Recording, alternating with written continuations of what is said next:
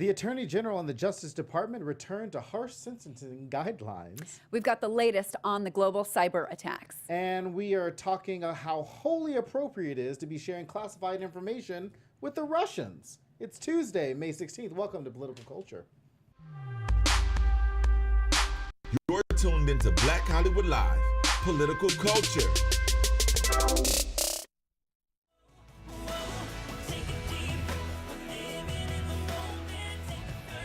Welcome to the show. Oh, here we go. We are live. Oh, we are live. We are on. I can hear you. Welcome to the show, guys. I'm your host, Drexel Hurd. You can follow me on Twitter at Drexel Hurd. And I am Chelsea Galicia. Follow me at Chelsea Galicia. Lots going on.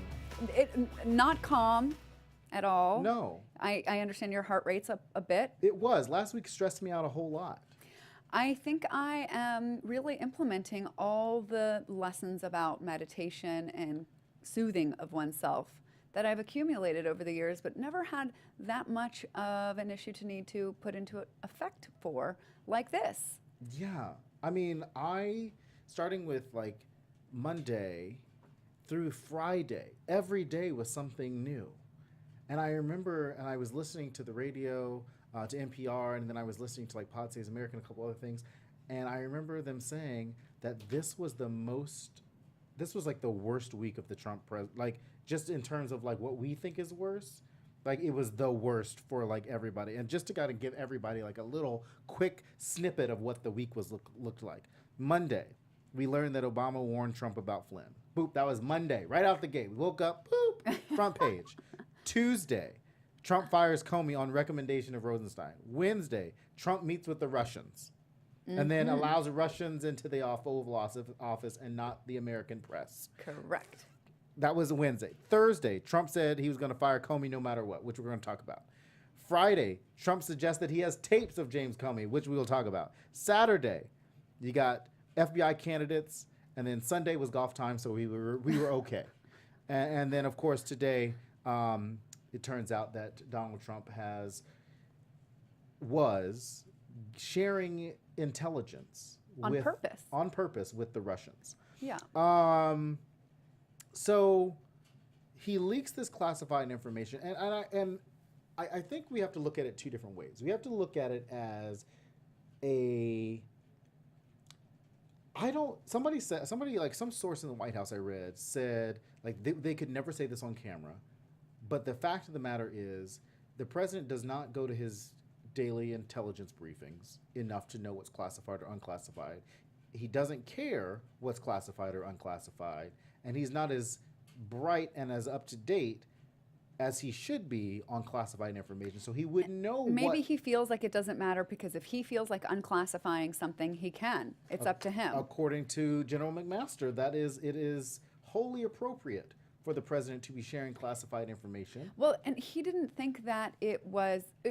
The deal about it is that it was classified, but that Trump didn't even know what the sources were, and didn't know that the source of that information was what was secret. Because if Russia knew about the source, then it would make it very obvious to ISIS who that source was. Right. So it endangers our ability, or whatever country was the one that obtained that intelligence, because apparently it was shared with us by an ally. It was shared with us by none other than Israel, apparently, allegedly. They were the sharers of the source to Donald Trump. And so they shared something relating to a plot by ISIS to use new technology and laptops as a bomb on a commercial airline flight. Which is weird that this administration, who goes around, and Donald Trump goes around talking about protecting Israel, would share this information. How about going around talking about protecting the United States? Well, I mean, he goes around just during the campaign talking about like how, this administration would be pro-Israel, but you go around giving those secrets that Israel shared with you to the Russians, whose friend and ally to Iran, whose goal has always been to destroy Israel. So like, how do you There's a lot of dots that you've got to connect all at the same time. Well, I feel like the only dots that Donald Trump is connecting are the little pages with the connect the dots where he could just kind of figure it out, because that seems to be the only logical answer for me.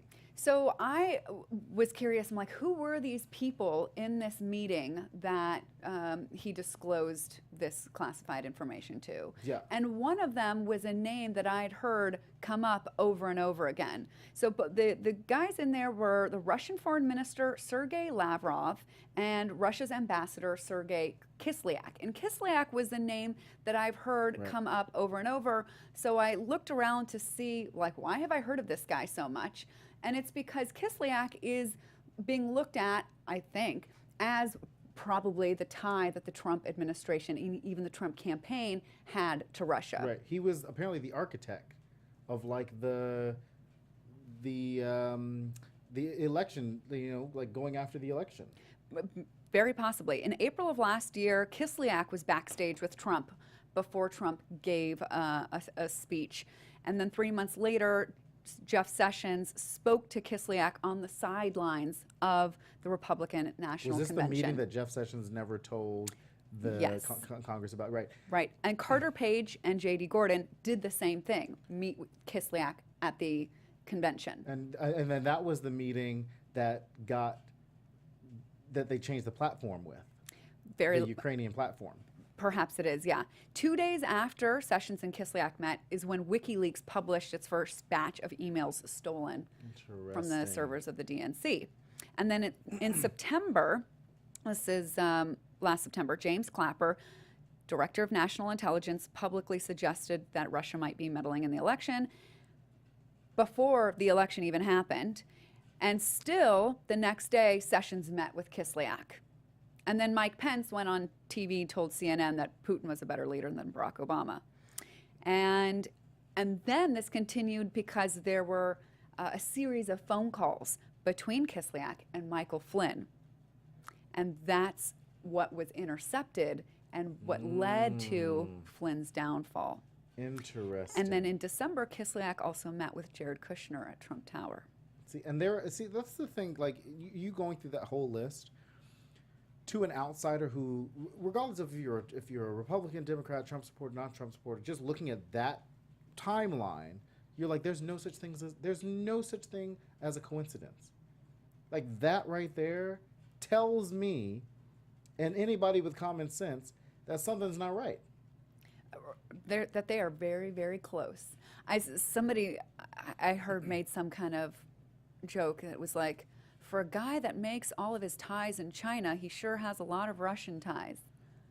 Yes. LOL. That's funny. That's like funny.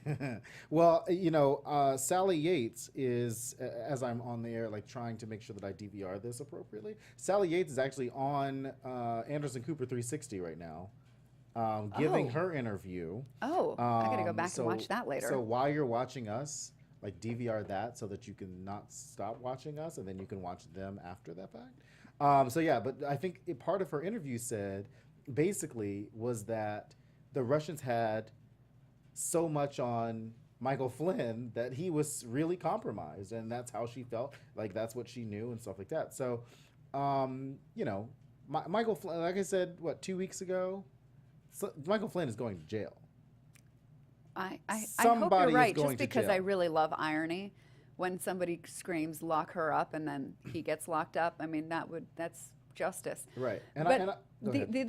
Where this gets even worse is then how the White House tried to immediately come out and say, this didn't happen. So this leak of classified information was first reported by the Washington Post. McMaster has a press conference. I don't even know if you can call it really a press conference. It was like a publicly staged statement that he didn't take any questions and gave a probably 3-sentence remark. Right. I was in the room. That didn't happen, and that's it. Right? Did I basically summarize that? Yes. I mean, that's what I got from General McMaster, who, this is 2 weeks ago, and I can't remember if we talked about it on the show, but 2 weeks ago, Donald Trump wanted to fire McMaster because he didn't think that he was loyal enough to him. And now McMaster has been the face of all of the response. I've never seen... That works out very well for him. This is his chance for redemption in Trump's eyes. And I've never seen in any presidential campaign, in any administration, I've never really seen the National Security Advisor or high-level administration officials come out be paraded out as much as I have in this administration. Typically, whether if it was the Barack Obama administration, it was Tommy Vitor from NSC. Like Tommy Vitor would have been out there. They would have had the press secretary would have had these, or communications, whoever would have been the one having these conversations. Wasn't the press secretary hiding in the bushes? Well, yes, Spicer. Sean Spicer was hiding in the bushes. If you saw the SNL At first, I skit this thought that weekend. was not true. So every time I saw the article about him hiding in the bushes, I assumed that was And then he silly. made But the- it actually happened. he did. Yeah, and then he was like, no, I was hiding by the bushes. That was what they made the Washington Post correct. So then Washington Post posted a retraction by saying that he wasn't in the bushes, he was just standing by the bushes. Oh, I'm glad we clarified that. Yeah, I feel I so was much like, better. Okay, all right. And So today, then, yeah, right. Today he didn't have to do his normal briefing today. He did it via phone call today. Oh, Yeah. yeah, it's hard to show your face. Yeah, I mean, when you're hiding in the bush, maybe he has too many. Well, bush. so then what was interesting, so McMaster says this didn't happen, false story, and Trump goes, well, no, I mean, not in so many words. Right. It actually did happen, but I meant for it to happen. It In was my tweets. plan. And that's the crazy thing, is that you're like, your team is doing exactly what you've asked them to do, which is to cover you. Mm-hmm. Don't mess it up by tweeting about it. I mean, this is the second time he did it. He also went around and contradicted the story that the White House gave about why Jim Comey was fired. Right. And Same so thing. somebody has got to, there was an article this weekend or yesterday that talked about, because the White House is big, but it's not as big as people think See, they I are. think what they're doing is they try one method, try one person going out there and Right. see how that lands. If it doesn't work, then Trump goes, oh, no, actually, this is what, So I think it's a little bit of like throwing spaghetti at a wall and saying what sticks, Right. and not realizing that it just makes you look like you contradict yourself and you can't keep your story straight. In any other administration, the chief of staff would have been fired by now, because this is while a majority of this is on Donald Trump as the chief executive or the commander in chief. Reince Priebus is not running the ship. Like, where is Reince? I've only seen Reince Priebus on the Sunday morning shows. I've never really seen him give quotes in an article or anything like that. Yeah. Like, where is Reince? Like, is he in the basement with Kellyanne Conway? They just took her out for like a day, and she came out of nowhere, and then Anderson Cooper had to roll his eyes at her, and then went back into the hole, and then Reince Priebus is down there too. Like, that's how I feel. I mean, I'm sure that we he haven't feels seen like him. he cannot win Right. because he is like Republican of like a Paul Ryan Republican. Right. And so he can't please Paul Ryan, and he very well cannot please Trump. Right. So, I mean, if So I then, were him, why this don't you would just be. resign?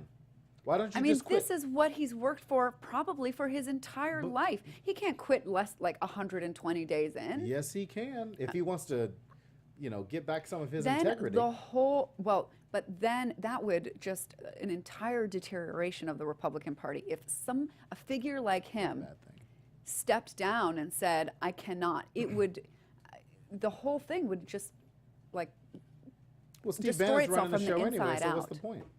You know what I mean? I Oy. mean, yeah, Steve Bannon's running the show, which I was going to bring up because yesterday there was an article about how there's a gaggle, the press gaggle, like in a adjacent room. Bannon, Huckabee Sanders, and Sarah Huckabee Sanders, the deputy press secretary, and Who made and her- Sean Spicer go into the cabinet room, and all the gaggle hears is and White House communication staff is all of this yelling in the cabinet room, to where they had to turn up the TV so that nobody could hear what was happening in that room. And so then you're like, where's Reince Priebus? Where is he to corral the staff at that point? And that's unfortunate. this is a little like herding cats. Yeah. I mean, except they're not cats, they're lions.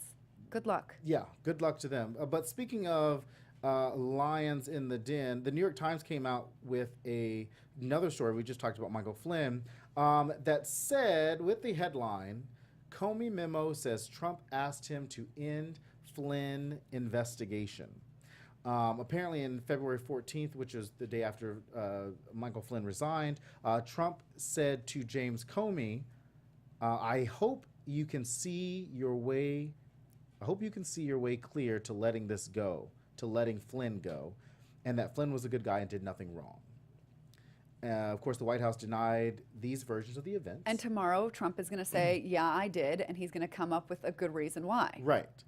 And then you're like, I'm so confused as to what's happening. Oh, it's working. It is working. I think that's Trump's strategy. Just Right. confuse the heck out of you until you give up and go away. Right, but I feel like he's confusing himself because he can't really keep his story straight. No, I don't think he cares about that. I think he revels in chaos and driving people nuts, and people will get so frustrated that they throw their hands up and leave, and then he's the last man standing and gets to do what he wants. Yeah, but I don't think it's going to work this time because, you know, let's throw up the tweet from Donald Trump last week, in which he said to the world, this is Friday, so again, this is capping off a very stressful week where I'm like, what really is going on? What was the stress? What was the thought that was like reoccurring in your mind, or the series of events that is recurring in your mind that's like causing you to stress out so much? I'm like, America is on fire. That's like, you know, I grew up as a military kid where we looked at our government institutions and our military as America, not just America, but not just obviously everybody, the backbones of America, but you know, you look at the commander-in-chief, you know, if you're on a military base, the commander-in-chief's face is everywhere. Whoever, President Bush when I was growing up in high school, Barack Obama as an adult, whatever, and you look at those institutions as those things that you respect, the American flag, you know, the military, X, Y, and Z, the White House, whatever. And then you look at what's happening right now and you're like, the institution as it is, as it stands, is crumbling to the point where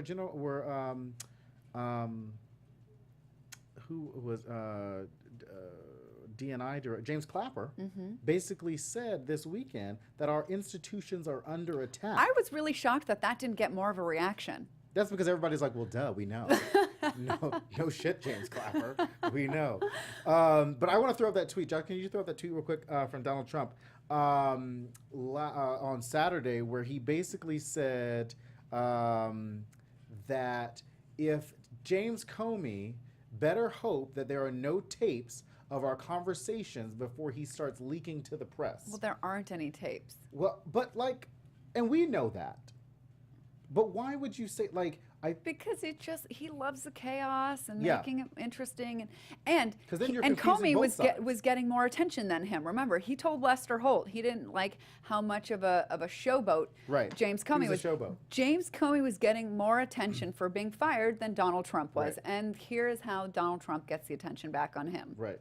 And so apparently there weren't tapes of that conversation, but James Comey kept detailed. Are there tapes anywhere? Do people use tapes? I mean, I think Trump thinks he's millennials don't even know what tapes are. Here's what I think happened. I think that somebody gave Donald Trump a 5-minute course in Richard Nixon. And I'm being very serious about this. Like, he was like they're saying, he's probably like, why are people calling me Nixonian? You know what I mean? Like, even though Donald Trump was there during the Watergate scandal and all this, whatever, but he's probably like, well, give me the details of and somebody said tapes. There were tapes, and this is what happened. And then he probably went like, well, if they're going to call me Nixonian, then I'm just going to play right into their hand. And just be like, there are tapes out there. Because that's the only logical thing that makes sense to me. Right? I mean, he should bring it up to 2017 and say there are no voice notes or, you know, Voice recordings. memos. Right. There are no Snapchats. Exactly. Then I would be like, oh, there Right. might actually be. But when you use the word tapes, I'm like, come Yeah. on, dude. There are no tapes. You barely changed. He didn't even change the Oval Office look because he didn't want to spend the money on, he didn't want the American people to think that he was spending the money on like that. So he kind of kept some of the things that Barack Obama had. But to have tapes installed, to have a recording device installed, but apparently he does tape his conversations. This is going back to him as a businessman. He does tape his conversations with people, but I'm sure they're all phone calls. But the New York Times also said that James Comey created detailed memos, some including classified information about every phone call and meeting that he had with the president. And it's unclear whether Mr. Comey told the Justice Department, because I wouldn't tell Jeff Sessions a thing about the conversation or his memos. Right now, we knew that James Comey was set to testify on Thursday, last Thursday. Then he got fired. This is before their big terrorism, threat assessment, and FBI, and they have the whole line of the intelligence community out there telling Congress what's going on. So then the deputy FBI director has to go out there and do his thing, whatever.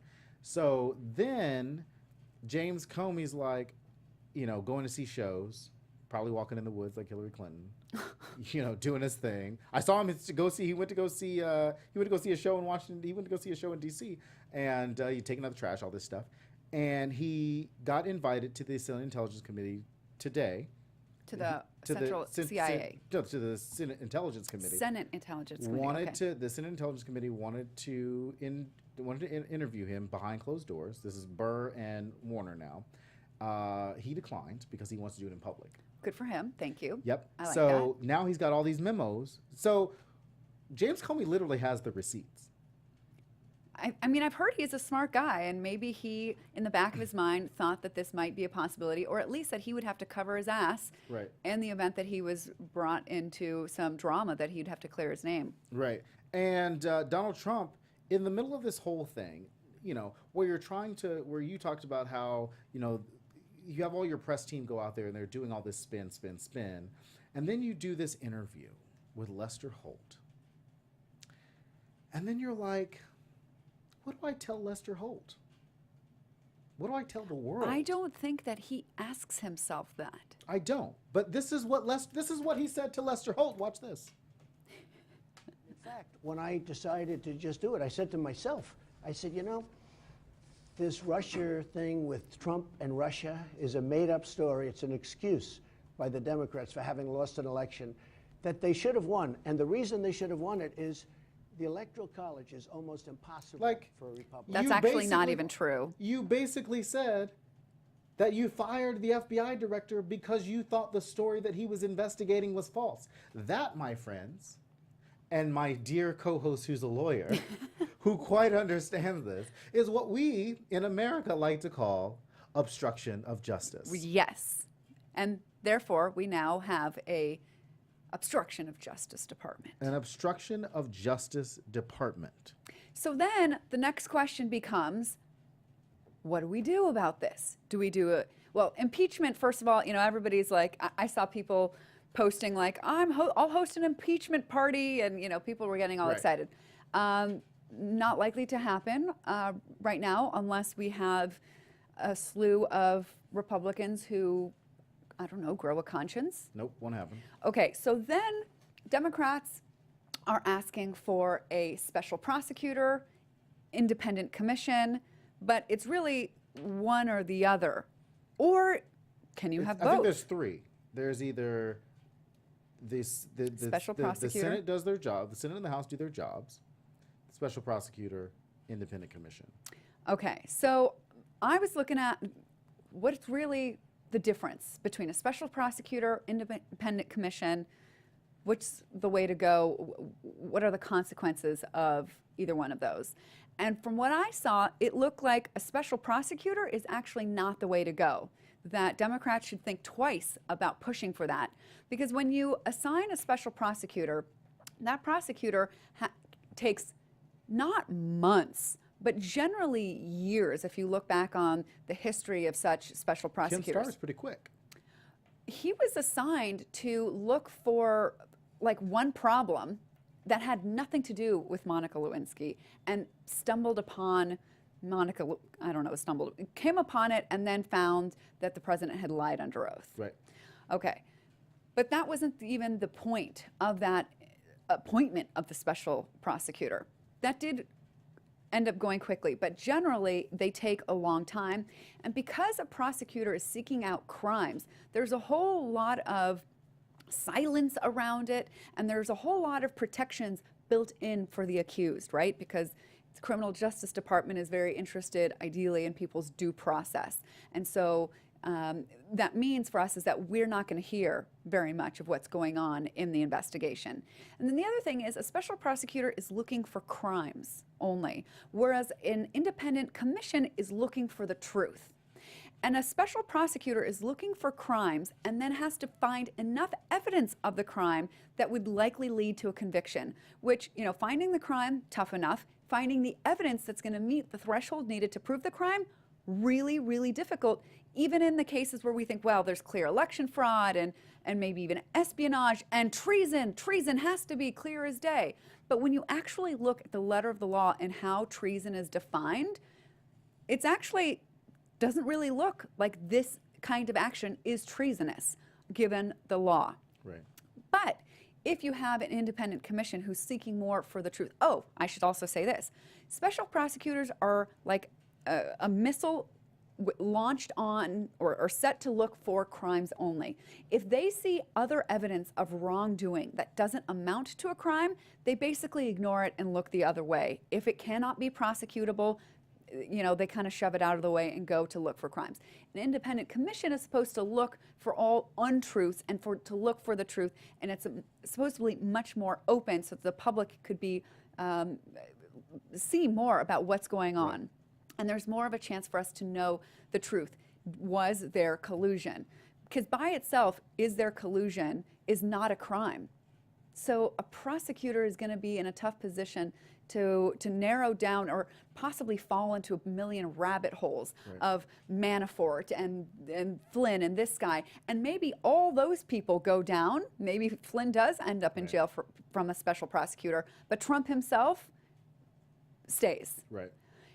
Because it can be easier to take down some of the sort of the smaller, the lesser guys. Right, which is what I think Donald Trump is eventually hoping that happens, that the peons go down and that he gets to keep his, gold star. So I think I'm personally hoping more that Democrats see the independent commission as the way to go. I have not ever seen where an independent commission and a special prosecutor and Senate and House committees at the same time. Yeah.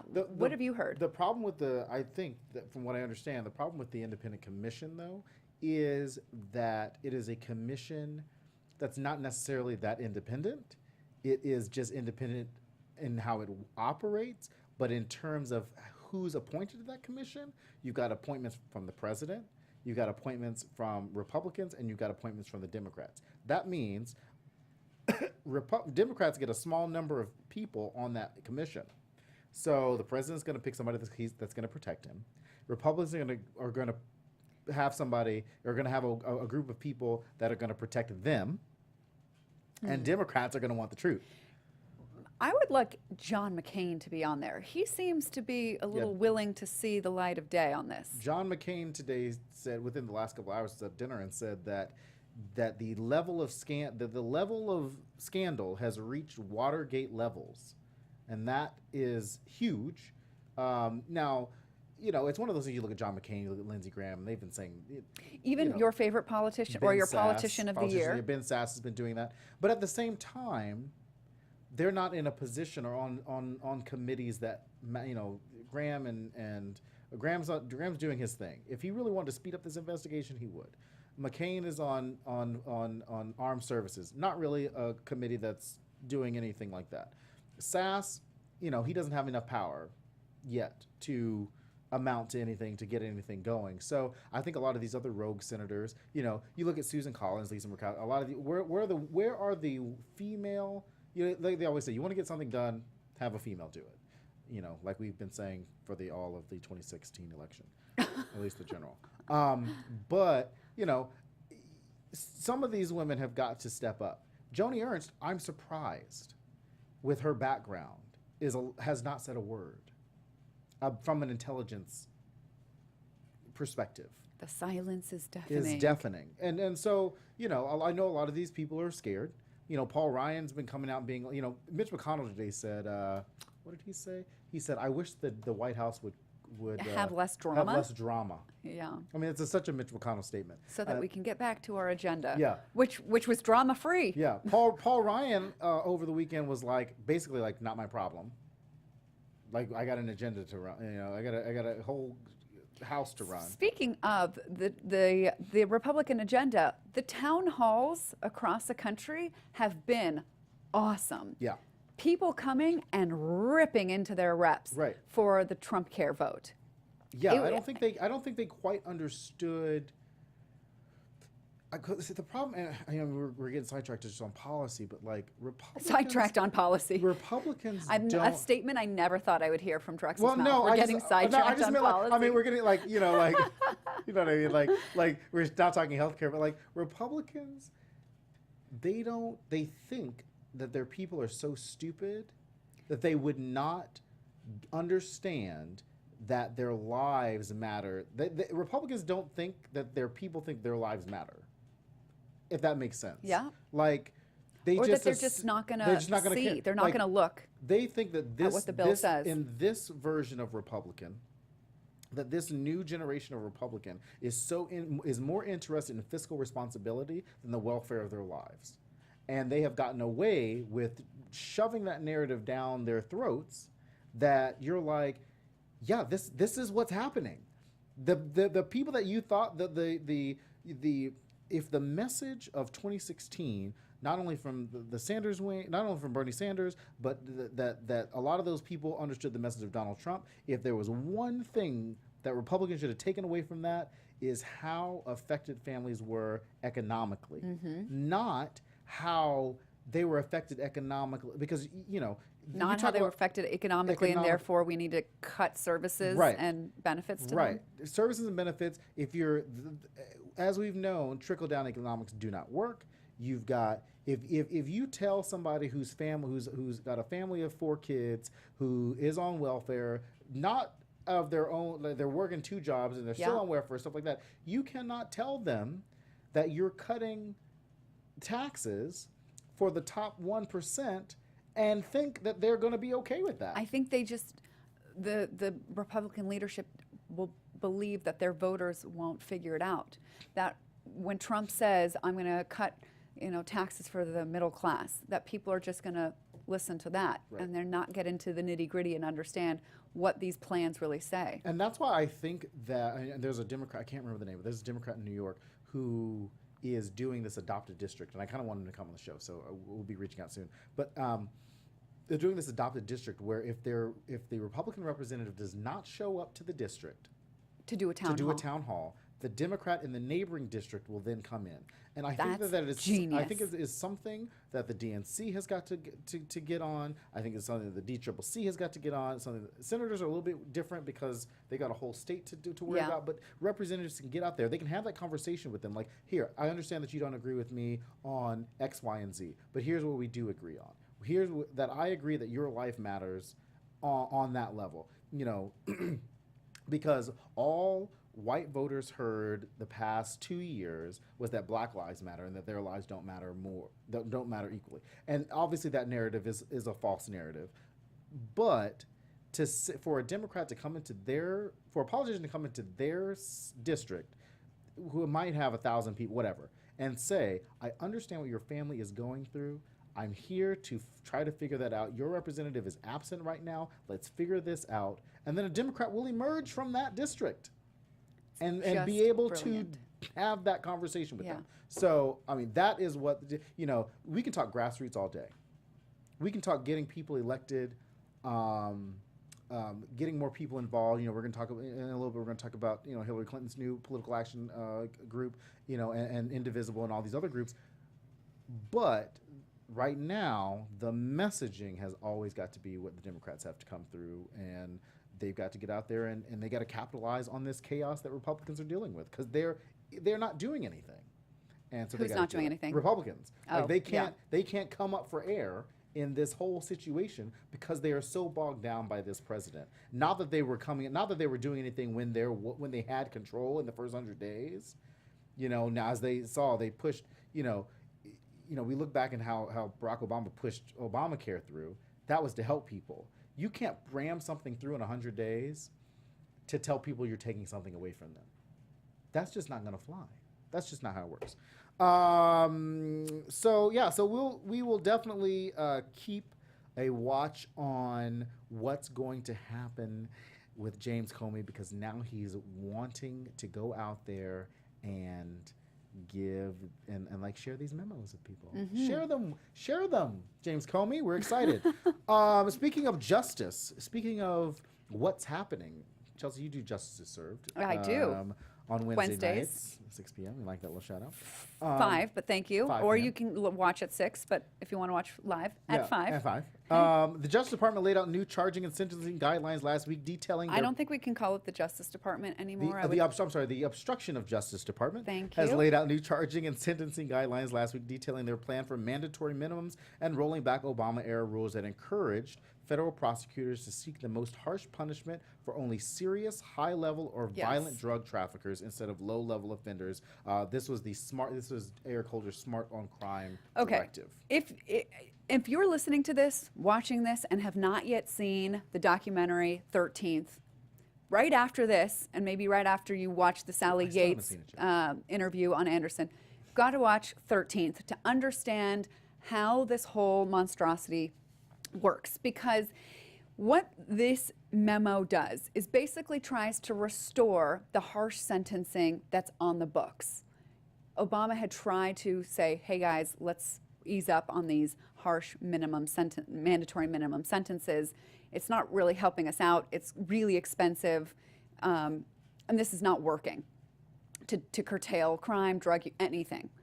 And so Jeff Sessions can make it look like all we're doing is we're following the letter of the law. Right, which is kind of like Neil Gorsuch, which is, I mean, this is the It Republican sounds mantra, like, which is okay, yeah, black and that white. sounds totally reasonable. What it lacks is context. So we don't have time to provide that entire context, but that's what 13th does so beautifully. Right. And so please go watch that right now. It's on Netflix. And see that this little tiny reversion is a massive step to furthering mass incarceration, to continuing really discriminatory practices within the Justice Department, and is just wrong, terrible, and I'm going to even use the word evil. Yeah. Well, I just want to go through just a little bit of the memo from the Attorney General. It looks totally like not a big deal. No, I mean, it's 2 pages, which is how they, kind of like Trump Care, which was only a few pages. A couple of things that stood out from Jeff Sessions. The directives I'm setting forth below are simple but important. They place great confidence in our prosecutors and supervisors to apply them in a thoughtful and disciplined manner with the goal of achieving just and consistent results in federal cases. That sounds reasonable. Okay. First, it is a core principle that prosecutors should charge and pursue the most serious, readily provable offense. Like, okay, so basically, you smoke some weed, you're basically going to jail. Yeah. Second, prosecutors must disclose to the sentencing court all facts that impact the sentencing guideline or mandatory minimum sentences and should in all cases seek a reasonable sentence. Okay. It also sounds reasonable. right. Nothing stands out. Nothing looks overtly offensive in here. The one thing that stood out to me was at the end, which says each United States attorney and assistant attorney general is responsible for ensuring that this policy is followed and that any deviations from the core principle are justified by unusual facts, which basically tells me that if you are not going to follow this directive, you basically are violating the policy. Well, I mean, there's an entire paragraph to that where if you don't follow this, you better be able to explain it, and you must actually keep notes of it in the file and get permission from a United States attorney or assistant attorney general or a supervisor to do anything differently other than what's exactly prescribed. Right. So sounds like a small thing, but this is pretty serious shiznat. Yeah, and Eric Holder came out, a former attorney general from the Obama administration, and basically said the policy announced today is not tough on crime, it is dumb on crime. It is dumb. It is dumb on crime, he says. expensive on crime. It is ineffective on crime. Yes, it is an ideologically motivated. Unproductive on crime. I could keep going, but I'll stop. And I know we're going to throw it up. An ideologically motivated cookie cutter approach that has only been proven to generate unfairly long sentences that are often applied indiscriminately and do little to achieve long-term public safety. We know this from study after study that what we're doing is not working. Mandatory minimums are not working to do anything to correct behavior, reduce recidivism. I mean, it's destroying communities, it's destroying families. Right. He said the data has shown that while they brought fewer indictments carrying a mandatory minimum sentence, the prosecutions of high-level drug defendants had risen, and that cooperation and plea rates remained effectively the same. Okay. So you're looking at this policy by the Justice Department, and you're like, justice is supposed to be fair, which is why we have juries, which is why we have, Yeah. lawyers, Well, that's which is another why- good reason to watch 13th. Yeah. Really, this is your homework assignment. What stood out to me, you Thanks, don't like. Ma. Thanks, I got a homework assignment. The fourth sentence in this memo is, it is of the utmost importance to enforce the law fairly and consistently. Right there, you know that this guy has no clue because, again, study after study and report says that the law is applied indiscriminately, harshest against blacks and other minorities. That a black guy and a white guy who commit the same crime, the black guy has like 4 times the chance of of getting convicted, of then serving more time. I mean, the fact that he wants to say enforce the law fairly and consistently with the laws that we have right now, we know that doesn't work. Right. It's almost like the discrimination is built into the laws themselves, and so this is really going to do nothing for the safety of Americans. And I know that he thinks that we currently are in the midst of a explosion in crime, but that is just not the case. Well, you know who they should be going after is Richard Spencer and his whole torch-bearing people down in the South. Did you see that photo? No. Richard Spencer was like out there. Richard Spencer, the white supremacist, was out there with the torches and like. Right, I saw that. I guess they were going after. I guess it's South Carolina. I can't remember what they were out there for because I was like, who pays attention to Richard Spencer anymore? Yeah, but that's the very yes. Those are the people that Justice Department should be going after. But but nobody did anything to that group. Yeah, and then they call terrorists. Black Lives Matters protesters domestic terrorists. When they in fact are with the definition of terrorism. Yeah. Those people, like the Ku Klux Klan, like any of the any of these bombers, Oklahoma City bomber, Boston bomber, like Orlando, all these people are domestic terrorists by definition, not people who are protesting. Protesters cannot be terrorists by definition. They're not terrorizing anybody. They're not trying to change the ideology of somebody for fear purposes. That's not the definition of terrorist. So, or to do damage, destruction. Yeah.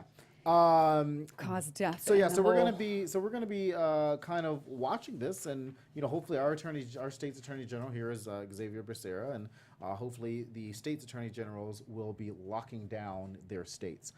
Speaking of terrorist attacks, the biggest global threat, other than Donald Trump, and his mouth and his tweets, is cyber attacks. Yeah, there was a big one that affected, I think if I remember correctly, 150 countries over the last week, where these ransomware was placed into these computer systems, even to like the British Health Department. I mean, doctors couldn't pull up records. It really affected people's lives. This ransomware is installed saying you better pay up $300 so that you can get your records back. Crazy, because it didn't really affect computers here in the United States so much. Except you were telling me about except for Disney. Except for Disney, because allegedly Disney got hit over the weekend. Hackers stole the new Pirates of the Caribbean movie that's coming out next week. Oh. If not in the next couple weeks. I haven't seen one since like the second one, so I don't know. There was a second one? There has to be, because we're on like number 5 or 6 or whatever. Shows how much I keep up with Disney. They're all a part of the Fast and the Furious franchise. They're actually all together at some point. But they're holding the Pirates movie for ransom, and they said that if they do not pay the ransom, Disney does not pay the ransom, they will release the movie in chunks over the next few days. And you know, this is similar to, like you said, the Sony hacks. Right. But Sony was the investigators are finding that there is similar code that appears in the virus, or that appeared in the Sony hack, which leads people to believe that this cyber attack is North Korean based. Although they say, and what do I know about how this stuff works, that it could be sort of like a copy made to look like this is the same hackers that hacked into Sony when it's really not. Right. And it took a 22-year-old British cybersecurity researcher to stop the breach spread of the virus. Basically, he found a kill switch within the code that allowed him to buy the domain. It was a domain kill switch. He bought the domain, and as soon as somebody launched it or whatever, it killed, that was the kill switch. Wow. And so it stopped the spread of this virus. By that point, everything had already been, a lot of things had already been damaged. And 200,000 people affected. Yeah, crazy. Biggest ransom attack ever? Yeah. Huh. I mean, I didn't even know people still ask for ransom. I don't know. Oh, yeah. And I heard this. There were countdown clocks. I know we showed the picture earlier, but they were legit countdown clocks on the computer. I've heard, what I've heard is that this has really been accelerated in the era of Bitcoin, because now you can get money and have it be untraceable. And Josh, can we show that photo one more time? Because I at the bottom of the photo in the computer, you can see that they want Bitcoin. It's like $300 worth of Bitcoin or whatever, which, as far as I understand, one Bitcoin is like $1,000 or something like that. I don't know. I don't know how it works. Somebody, Julian, who used to host this show a long time ago, was explaining like it. 500 something bucks. 500. Josh said they're $500. So, like, that is. I don't know anything about Bitcoin other than it was on The Good Wife. I heard the story of a woman who had this happen to her computer, and the process that she had to go through to get Bitcoin, and I mean, it was a really serious drama. When I think of Bitcoin, it reminds me of getting the coins in Mario. That's how I think Bitcoin works. Like, you just grab a coin and that's it. I don't know how this works. Yeah, no, apparently it's not that simple. It's not that simple, apparently. Not yeah. so much. Slight correction, sorry. $1,760. I have no idea where I got 500 from. $1,760 for one Bitcoin. Wow. So if you have 300, it's not a bit. It's Bitcoins. It is a lot of coin. A lot of coin. Yeah. It's a lot of coin. You don't get just to get a little bit. You get a lot of. This leads me to believe, now maybe this is just because I watch Quantico too much, that little attacks like this, and I say little because it was only it was a small fraction amount of people that were affected in terms of the globe. Is this does this mean that the hackers are looking for a larger end goal when it comes to cyber warfare? Because obviously, we've been hit with cyber attacks not only through fake news, through Russia, through the Sony attacks. Like, we're getting hit. Our defenses are getting hit. And I think at some point, the Congress has got to put more money into this is something that, this is an area that Congress should be able to get behind when it comes to education. When it comes to... It's not going to be education. It has to be military, defense. To get the money, yes. Yeah. I meant training people at the ground level in schools, pumping money into that piece of it so that people can learn how to defend the country from cyber attacks. We shouldn't have to... Obviously, we're not... We're no longer fighting battles on the ground as much as we were back then. We're now fighting battles on the computer. And instead of having troops on the ground, we need troops fingers on the keyboard. We need people behind the computers. We need to be able to train people in cyber warfare, and that needs to be the new goal of the military. I mean, that's scary, though, because then some of that training can be turned around to use against us. Well, apparently a lot of these hacks were using the NSA files that WikiLeaks had released a couple of months ago. That was the little start of how this whole thing snowballed.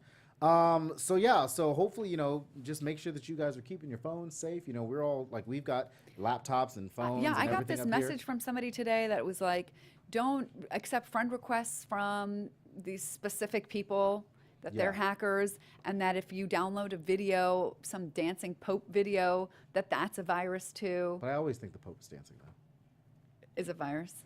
I just think that Pope, this new Pope, is always dancing. I just hope Oh, that he is. yeah. I don't know if Um, any of that's true, but No. I don't know. I don't accept any friend requests like that. I don't accept any friend requests anymore of people who already know have profiles, obviously, and then like people who I just don't know. But there is a person whose friend request I would accept. Her name is Hillary Clinton. oh, Yeah, I would accept that friend request if she had a Facebook. She probably does. I don't know. But Hillary Clinton has launched a new super PAC. super PAC. I don't necessarily. I guess it would be a super PAC called Onward Together. A little take on her slogan, "Stronger Together," and it raises money and encourages people to get involved, organize, and run for office. Now, over the past few months, we've seen different organizations arise from the election, since the election. Not only Swing Left, Emerge America, Color of Change, Indivisible, which is where a lot of those people have gone to their town halls, which is the organization that's really pushing that. Run for Something. Those are the organizations that Onward Together is working closely with and raising money for and helping get that message out. I really wish a part of this would have been Our Revolution, but it doesn't seem like Jeff Weaver is really interested in actually doing any kind of work. Oh, now Drexel. I'm let's just be nice. I'm talking about Jeff Weaver himself because I have not heard a peep from Jeff Weaver.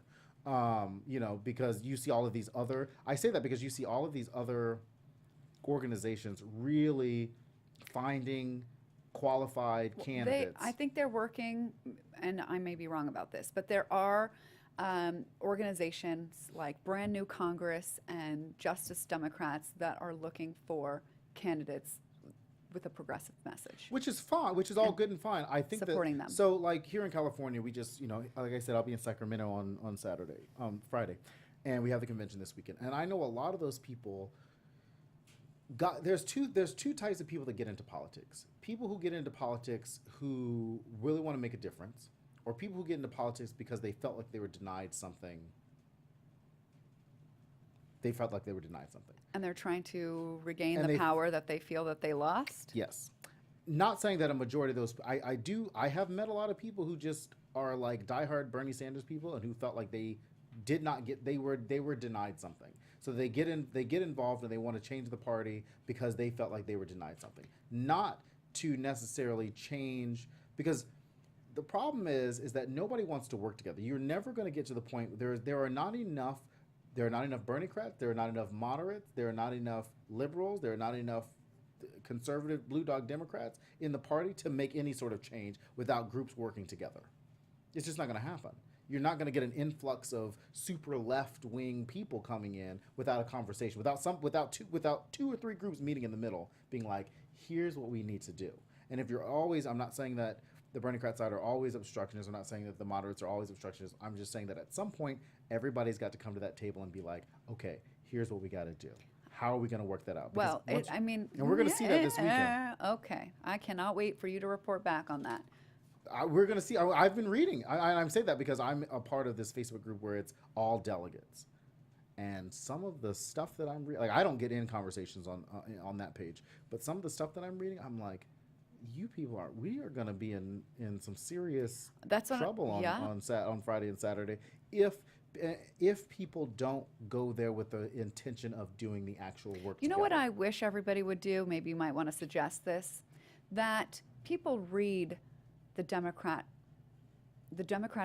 Party's platform, and if actually everybody gets on that and what does that mean and actually delivers on that, because what I'm telling you, some people feel is that there is a platform that's named, but nobody actually delivers on that because everybody's too busy catering to the people that get them elected. The problem is that the platform is there as a shell.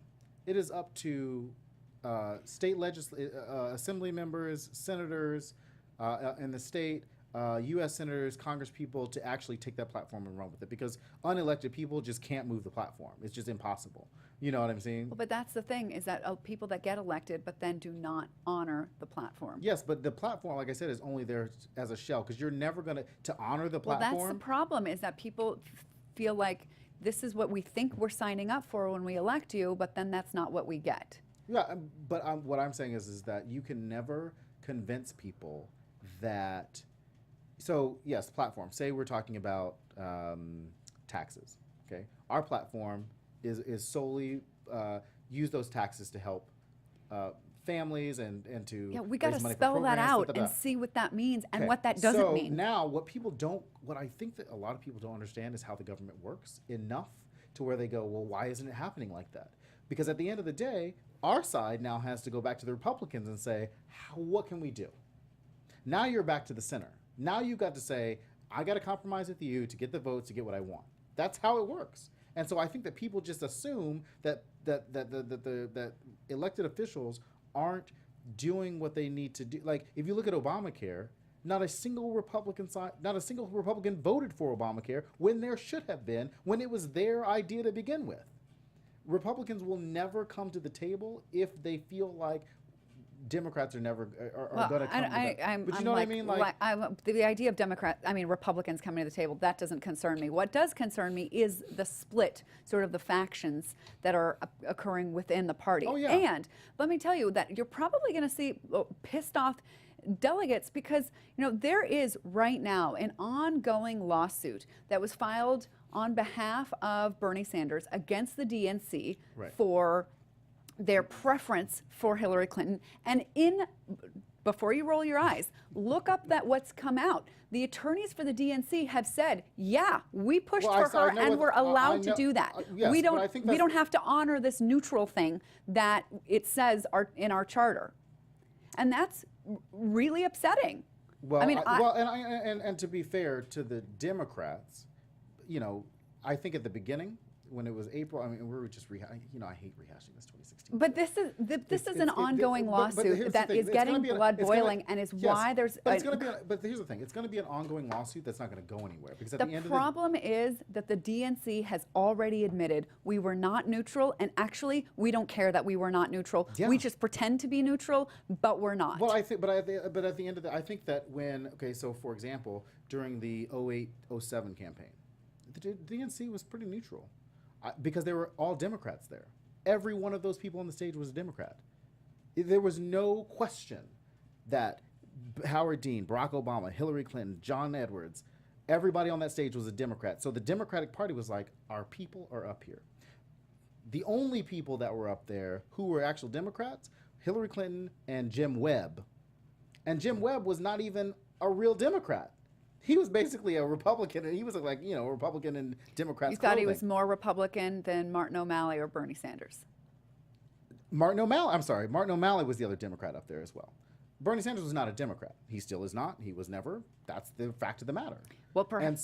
Just because you caucus with the Democrats does not make you a Democrat. I mean, that's just the reality of the situation. So yes. So if say Hillary Clinton had got knocked out of the primary, and now it was down to Martin O'Malley and Bernie Sanders. The DNC would have put their backing, not saying it, but would have put their backing in Martin O'Malley, because you've got the Democrat there. That would have been the reality of the situation. You're not going to get an independent to come in to the Democratic Party and take over the Democratic Party. It's just impossible. This is not the independent party. That's just the way, This is not the independent party. It's not the independent this is party. the corporate-owned party. Well, I'm just saying that Republicans wouldn't do the same thing. Republicans would never let an independent go into their party and take over the Republican Party. Like if that's what was going to get there, the Greens would never do the same thing either. So the DNC would have preferred Trump over Bernie. That's what you're saying. I'm not saying that. If registered Democrats voted for Bernie over Hillary, maybe the party should go in the direction of Bernie, because that's what Democratic voters want. But if you looked at it, Bernie Sanders ended up having to switch his party in the general just to get on the ballot as a Democrat. So Bernie Sanders had to switch his party. Then he switched it back. But I think the point of this is, look at who the voters are voting for. The Democratic voters are voting for Democrats. Voted in large numbers for Bernie Sanders, whatever you want to call him. And if he, But 3 million more voters voted for Hillary Clinton than they did Bernie Sanders. I'm gonna. That is true. First, we know that there were a lot of issues with people being able. There was a lot to of issues with people vote being able to in vote in the general primary. election too. Yep, and that is a problem. Yes, but what I'm saying So is again, voter if- suppression on No. in the general and Right, the but primary, it was a but- thing. But once again, you've got again. I hate rehashing the 2016 election because at the end of the day, I stick by what I say. Is Bernie Sanders is not a Democrat. He does not belong in the Democratic Party. But you would be shooting yourself in the I'm foot I'm not saying- to I'm not saying- eject him and then create. I'm not saying that the ideas from independent voters are not valid and that they do not align with the Democratic Party. What I am saying is from the DNC perspective, and what I'm thinking is what they're arguing is that the DNC is always going to back the Democrat, no matter what. The person who has a D behind their name. Now, if Bernie Sanders had won the primary, Bernie Sanders in the primary had a D behind his name. Now, at the beginning, he didn't. That was the if that's who the Democratic voters wanted, and they had to go through a lot to be able to, like, I had to change my to be a Democrat from an independent in order to vote Democrat. So they made it difficult. No, they didn't make it difficult just in this election. It was already set up to be difficult. But I'm looking at what do the voters want, and you're looking at what does the DNC No, want. what I'm looking at is 3 million more people voted for Hillary Clinton, and the Yeah, voters do want the voters. Yeah, but you're- that's a little but like you're- saying you're that also- Donald but you're- Trump won the but election you're by also the looking- But you're also looking at a person, and I'm looking at party preference. I'm looking at the party. I'm looking at policies No, that you're- people yes, prefer. but policies. But people also preferred Hillary Clinton's policies. Hillary Clinton's policies were the policies that people were talking about. Now, Hillary I Clinton don't just know because about that. just because you got caught up in the Bernie Sanders bubble. Where all you guys heard was like free health, like free college, Hillary Clinton's over there like. And speaking of, single payer is like moving on through, going to be a thing in California. Yes, but that's something. Then we'll that's something that California's good for that kind of stuff. But that what works for California does not work for the other 49 states. Oh, all right. You sound like a Republican. No, what I'm saying. Saying the states' rights, let the what I'm states do saying is- what what they I'm want, saying is opt that out of Obamacare. What I'm saying is that the state of California has more money, is the 8th largest economic power in the world. California has more money than a lot of these other states. Canada has less money than a lot of states, but they and also they pull it off. spend less money on the They also spend less money in other areas. So what I'm saying is, We could do the same Is that thing. to get other states to sign on to that is very difficult. That's the pragmatic approach to it. Yes, single payer should be something that we should be wanting to expand to all 49 states. But to ask 49? The other 49 states. Oh, I see. To ask other states to do that is a lot for them to do right now. Not saying that they can't. I'm saying right now to ask them to expand that like California is doing right now is something that California can handle, but in other states I don't think can handle that right now. Well, we could obviously talk about this for a very could. long time, but you And and I both. I think after this we will not talk about the 2016 election anymore. I refuse to bring But see, this is not just the 2016 election. Well, there are other. let me rephrase that. I refuse to talk about Bernie Sanders on this program anymore, unless because I have not seen the Bernie unless he did and I just missed it and let it flew Okay, under the well, radar. I have not seen that bill that he was supposed to introduce last week. I have not seen anybody talk Do you about think it. how much attention would have it received if it came out? Probably none. Exactly. So why not wait for a time? When is that going to happen? Last week was not the week. So you're saying Bernie Sanders is just waiting for the right time to introduce a bill? I to don't help know. people. I He's can't just an speak for him. opportunist. I get it. I understand. We got to go. We'll see y'all next week. Oh, Drexel. I do not still.